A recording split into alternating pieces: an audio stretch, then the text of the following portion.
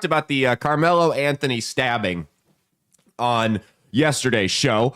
And to full disclosure, we pre-taped that show on Wednesday, and there was a little bit of missing context to it, which is why I think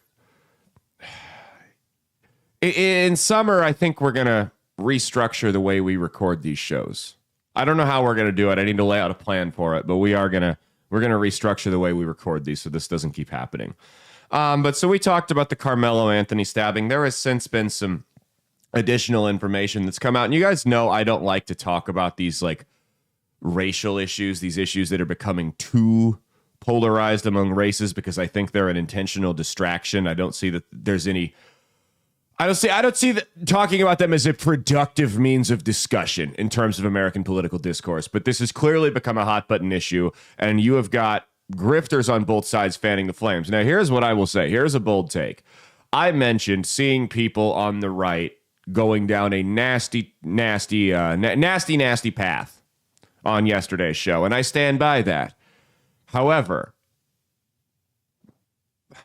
I can't help but wonder, when you see these anonymous accounts, and not all of them, of course, there are just some racists out there, but when you see these anonymous accounts using racial slurs and monkey emojis and just saying all kinds of horrific, like not jokes like we tell on this show, but actual racist shit, I can't help but wonder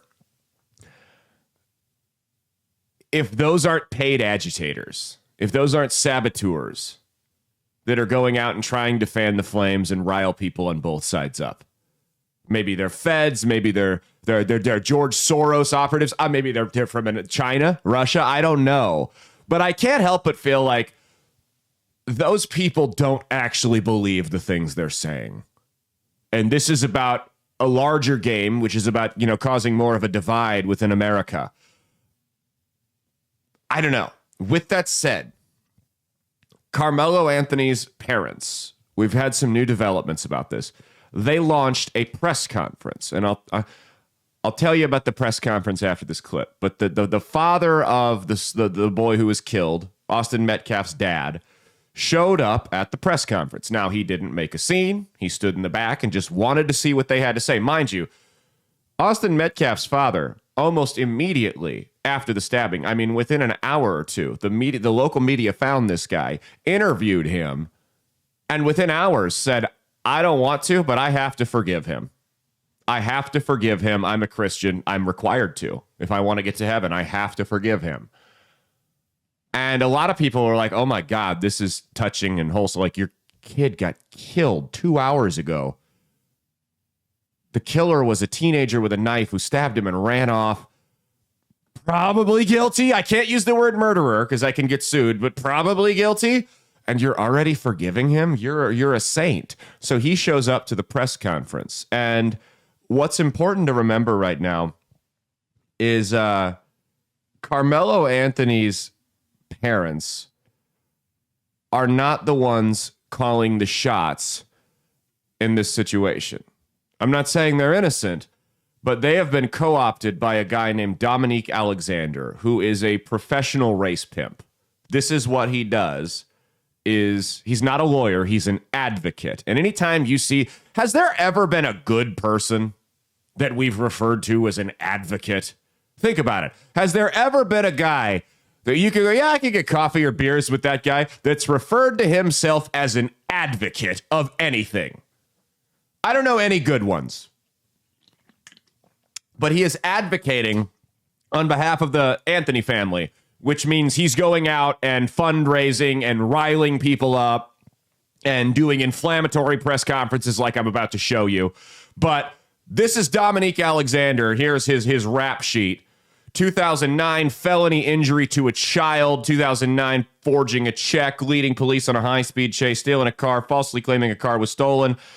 Offensive physical contact, probation violations, felony theft of property, felony assault causing serious bodily injury, misdemeanor assault, continuous violence against family, theft, making a false report, evading arrest. So he's a real good guy, is my point. He's a real good guy.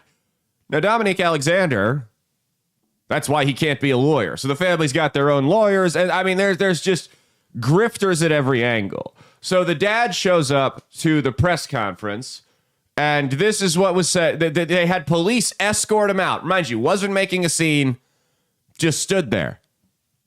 Wanted to see what they had to say.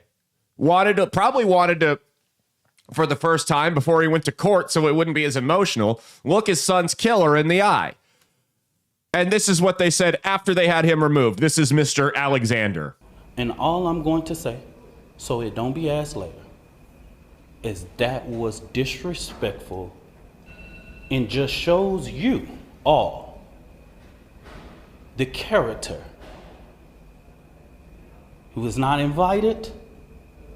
He knows that it's inappropriate to be near this family, but he did it. And so I say to people, actions speak louder than words. Okay?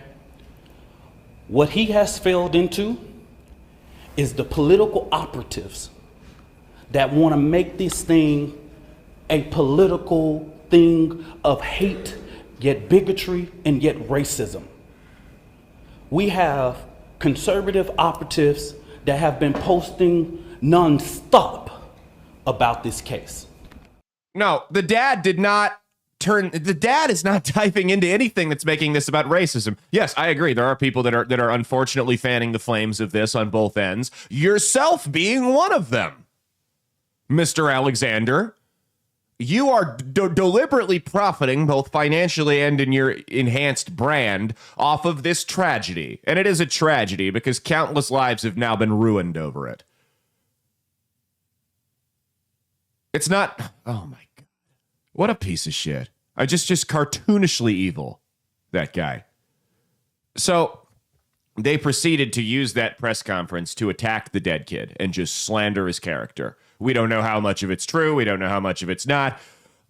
Here's what I will say, though. Based on things I've seen floating around that were verifiably false, I think it's safe to assume that we can't just take, that we have to take, or it's safe to say that we have to take everything that was said from Mr. Alexander with a grain of salt. Because it's like I said, the way that these false narratives about this Austin Metcalf kid that was killed are being pushed, it almost seems orchestrated. It almost seems like it's a concerted effort behind the scenes spreading false information, because a bunch of people don't just wake up and decide to Photoshop Instagram photos or come up with totally false narratives about a kid or just total lies about a sequence of events. Those are floated from a centralized point. Now, I don't know, but if I had to guess, I would say this guy's probably the one calling the shots. He's probably the one running the propaganda campaign against these kids. Now, the comparison will be made to George Zimmerman, to Jake Gardner, to Kyle Rittenhouse, people who were defended by conservatives to varying degrees after they were caught up in, accusations of murder. However, the difference is none of those people's families organized press conferences where they went out on the offensive against the victims. You can say what you want about any three of those cases, and we can have our disagreements and our agreements on some of them. That's fine. But none of those people's families came out on the offensive against the victims. I find it, because here's my thing. The stuff you saw floating around about Kyle Rittenhouse, let's use that as the most recent example. The stuff you saw floating around online about the Kyle Rittenhouse shooting from his camp, from his defense, was almost all used in court. They presented the facts because they were on their side. There was no need to manipulate headlines about any of the people that he shot. There was no need to come up with fake Instagram posts. There was no need to do any of that. So why is Karmelo Anthony's camp doing that? Why do they feel the need? And I'm sorry, these are so widespread. These fake allegations, these photoshopped Instagram posts with racial slurs on them that are verifiably false. These are so widespread and they've all gone so viral. You can't tell me that this isn't a centralized propaganda campaign. So if that's the case, why do they feel the need to spread these false narratives? Why not just roll with the facts? Could it be that the facts don't benefit them? I don't know. I'm asking questions. I'm not going to definitively call anyone a murderer in any case like this because I do need to actually see it played out in court. I'm very consistent like that. I would like to see all of the facts come out, regardless of the race of either side, of either party.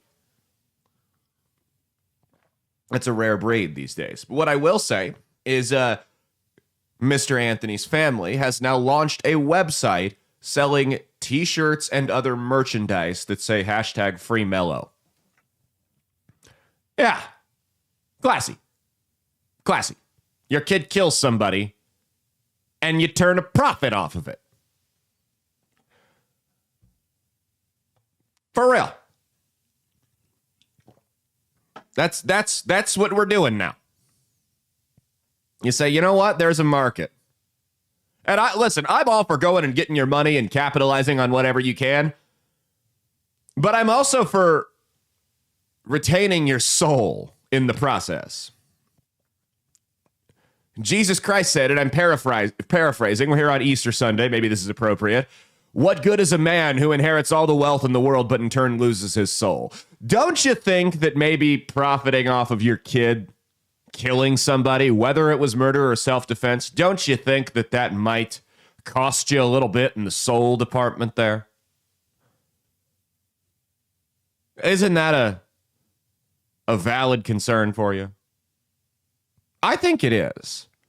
I think it might hurt you a little bit there. Might make it a little difficult to sleep at night, even if it's on a $7,000 purple mattress, in their new $800,000 home.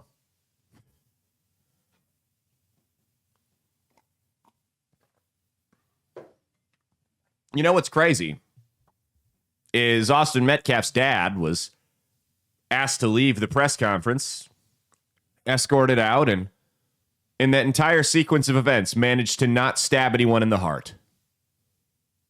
I hope Karmelo, because Karmelo was present, I hope he was watching and took notes. Look, when you're a rather controversial member of local media, you go to things and sometimes we get asked to leave or not even allowed in. I've never once stabbed anybody in the heart, regardless of how confrontational they got with me. I know that's crazy concept to not stab people in the heart, but I've managed to pull it off with relative success. Every now and then there's a guy that like, hey, you need to leave, buddy, and he gets all up in my face. I'm like, maybe I should stab you in the heart, but I don't do it. I'm kidding. This is just bringing out the ugly. And there are, as always, professional provocateurs that are fanning the flames of this tragedy, which is what it is a tragedy. And it's so gross. So gross. Because they would much rather see us fighting over stupid shit like this. Guys, here's the thing. If this happened in Portland or California or Massachusetts or some liberal state like that, I mean, you already got the activist judge that gave him the $250,000 bond, so I'm a little hesitant about it. But if this happened in one of those liberal states, they'd throw a real light sentence at him. However, this is in Texas. And Texas is, in all likelihood, going to throw the book at this kid. And when that happens, it probably won't be this year. I don't know how long the court date's going to take. Believe it or not, and this is hard to believe, I don't know how long the time frame is because I have never been on trial for murder. I know. Give it up for me, right? Clap for me. That's I've never once been on trial for murder. I was trying to give myself a little applause there. I clicked the wrong button. There we go. I've never been on trial for murder, though, so I couldn't tell you. As someone who's been asked to leave places multiple times, sometimes they were well within their rights to ask me. Never once been on trial for murder. So I don't know how long the case is going to take, but what I can tell you is if this kid gets convicted, it's going to be summer 2020 all over again. It's going to be riots in the streets, provocateurs being shipped in from out of state, possibly nationwide, all over again. Buckle up. I mean, this is the new O.J. Simpson case, guys. So keep your ears pinned back. I don't know how nasty this shit's going to get. Okay.